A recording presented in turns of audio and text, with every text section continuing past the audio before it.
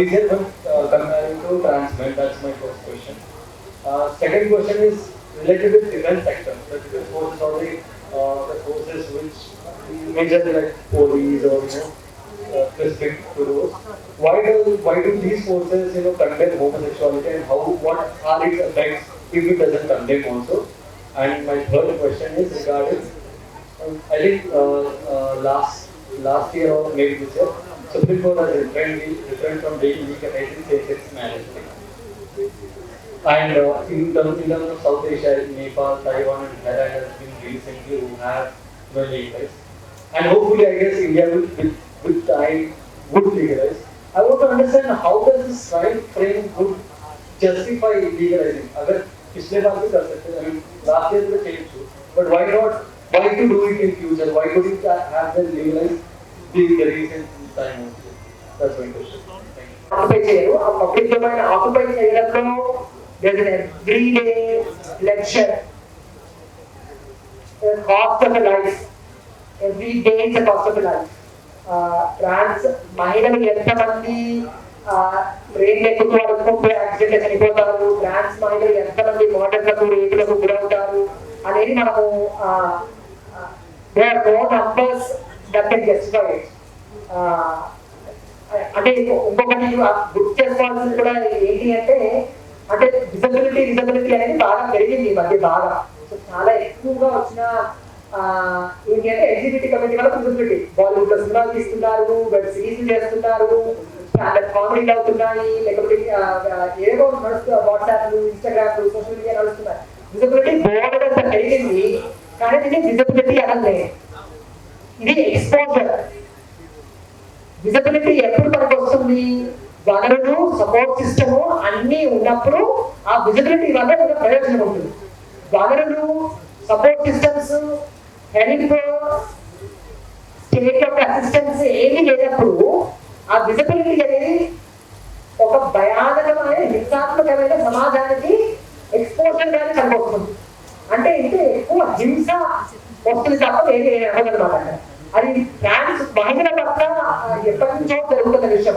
ఎంత విజిబిలిటీయో అంత రెట్టింపు హింస.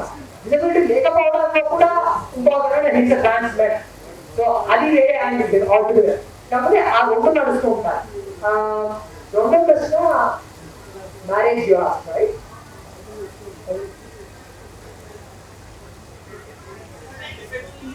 Police.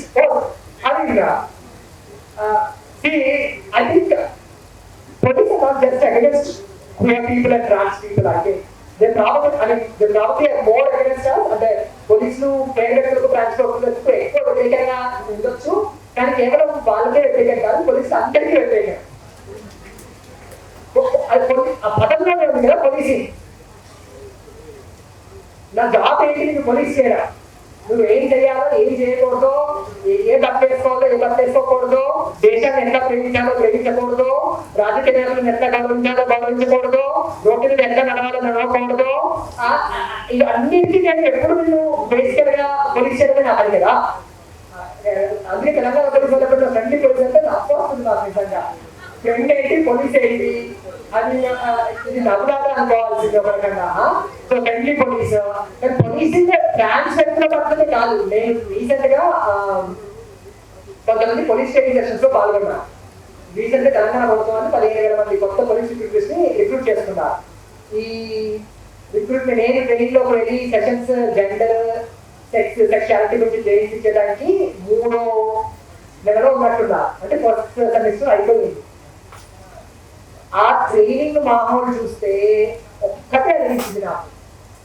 వీళ్ళని పట్టుకొచ్చి రిక్రూట్ చేసి గవర్నమెంట్ ఉద్యోగాన్ని ఆశ్రయించి వాళ్ళలో ఉన్న ఏ మోసమైన మానవత్వము ఉంటే దాన్ని పట్టి తీసేసి బయటికి తీసేసి వాళ్ళని వ్యవస్థలో కొనాలి అనే దాని మీదనే ఆ ట్రైనింగ్ రన్ అవుతుంది. ఇంకా వేరే దేనిగా ట్రైనింగ్ ఉండదు. పబ్లిక్ తో ఎట్లా ఇంటరాక్ట్ అవ్వాలి, ఎవరితో ఎట్లా మాట్లాడాలి, జెండర్ ఏంటి, సెన్సిటివిటీ ఏంటి, అవసరం లేదు. నువ్వు ఎంత మొగతనంతో ఎంత బలంగా వెంటనే నన్ను గుద్దగలుగుతావు, నాకు గట్టిగా అనగలుగుతావు, ఇదే క్రైటీరియా. అండ్ ఈ క్రైటీరియా బోర్డు ఉంటున్నారు, బోర్డు రాసి పెట్టుకుంటారు, పేపర్ రాసుకొని బోర్డు రాసుకుంటారు, బ్యాచెస్ రాసుకుంటారు. ఇది పోలీస్ స్టేషన్ లో పని. Police basic it's a terrible job I think sometimes, because you are put in such a terrible place and given a terrible job to do, and they ask you to be friendly while you do the job. Nothing can go wrong than that. I mean, I'm not telling you to be, you know, be very empathetic to police, but I'm giving as a reality police work, right? And in terms of marriage, what Supreme Court wants to do, I mean, let's not even go what Supreme Court we have today, I think. చంద్రచూడికి అప్పుడప్పుడు నిద్రించడం వల్ల పేరు వ్యక్తులకు ట్రాన్స్ వ్యక్తులకు మెసయ్య అవ్వాలి అనుకుంటే అవుతానేమో ఆయన. But ఆయనకి ఎవరికి మెసయ్య అయ్యేది ఏం లేదు, దేశంలో ఏది చేస్తలేరు, ఏది చేయలేరు కూడా. కాంప్రమైజింగ్ కోర్ట్ ఇంటెగ్రిటీ తప్ప ఇంకేం అవ్వడం లేదు అక్కడ. అండ్ ఆయన ఇస్తాడా ఇవ్వడా అంటంటే కూడా మేము కమ్యూనిటీగా సిద్ధమా కాదా అంటే మేము కూడా ప్రశ్నించుకోవాల్సిన అవసరం ఏంటి అంటే, మొన్న మెరైటల్ రేపు చట్ట ప్రకారం నేను చేయకూడదనే ప్రభుత్వం ఉన్నప్పుడు అదే ప్రభుత్వాన్ని పెళ్లి కావాలని ఎందుకు అడుగుతాను? నాకేం తెలివి ఎంత మెరైటల్ అడగాలి నాకు పెళ్లి కావాలని చెప్పి. అది especially the elite ones who goes to vote and ask all the time, which is deeply problematic I think.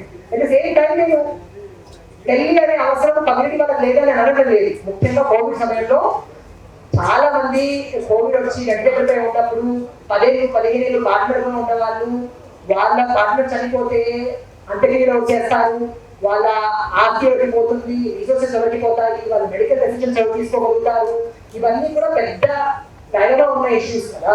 అది కాదనడానికి ఆస్కారం లేదు. ఆ వనరబిలిటీ నుంచి కూడా పెళ్లి అడగడం వస్తుంది, అది కూడా కాదనడానికి లేదు. కాకపోతే మనము ఏమడుగుతున్నాం అనేది కూడా కొంచెం జాగ్రత్తగా చూసుకోవడం ఇంపార్టెంట్ ఏమో అనుకుంటారు కమ్యూనిటీగా, ఎస్పెషల్లీ మార్జినలైజ్డ్ కమ్యూనిటీగా.